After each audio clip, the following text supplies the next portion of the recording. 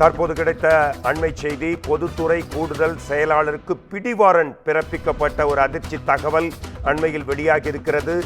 வாரண்டை செயல்படுத்தி ஜூலை 8ஆம் தேதி அவரை நீதிமன்றத்தில் ஆஜர்படுத்த சென்னை உயர்நீதிமன்றம் அதிரடி உத்தரவு ஒன்றை பிறப்பித்திருக்கிறது. தற்போது கிடைத்த அண்மை செய்தி, பிரேக்கிங் நியூஸ்.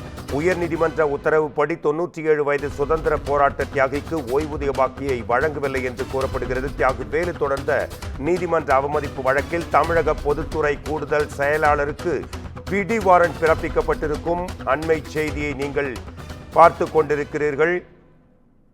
97 வயதான முதியவருக்கு நியாயம் கிடைக்க வேண்டும் என்று நீதிமன்றமே தலையிட்டு உத்தரவுப்படி 97 வயது சுதந்திர போராட்ட தியாகிக்கு அவர் தொடர்ந்த நீதிமன்ற அவமதிப்பு வழக்கில் தமிழக பொதுத்துறை கூடுதல் செயலாளருக்கு பிடிவாரண்ட் பிறப்பிக்கப்பட்டிருக்கிறது. வாரண்டை செயல்படுத்தி ஜூலை 8ஆம் தேதி அவரை நீதிமன்றத்தில் ஆஜர்படுத்த சென்னை உயர்நீதிமன்றம் அதிரடி உத்தரவு ஒன்றை பிறப்பித்திருக்கிறது. இதுதான் தற்போது கிடைத்த பிரேக்கிங் நியூஸ் அண்மை செய்தி. இப்பொழுது நமது குமுதம் செய்தியாளர் சுந்தரம் இருக்கிறார். அதாவது தியாகி வேலு தொடர்ந்த வழக்கு என்ன, அவர் ஏன் இந்த அவமதிப்பு வழக்கை மேலும் தொடர்ந்தார், இது குறித்த நீதிபதியின் கருத்து, உங்களுடைய கள நிலவரம் என்ன? Report please. கண்டிப்பாக. அதாவது சென்னை தரமணி கானகம் தெருவை சேர்ந்தவர் தச்சு தொழிலாளர் செந்தில். இவர் தனது மளிகை கடை முன்பு நின்று பேசிக் கொண்டிருந்த போது வினோத் என்பவரை தாக்கியுள்ளார்.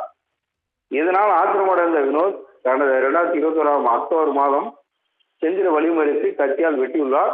இந்த சம்பவம் தொடர்பாக தரமணி போலீசார் வினோத் உள்ளிட்டோருக்கு எதிராக கொலை துவக்கி பதிவு செய்திருந்தனர்.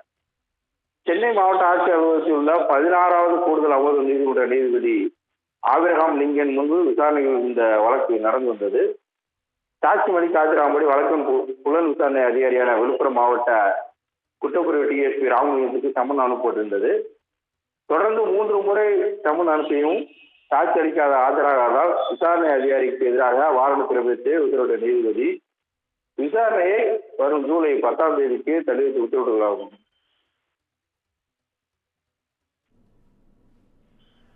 நன்றி சுந்தரம், உங்களோட கள நிலவரத்துக்கும் தகவல்களுக்கும் நன்றி.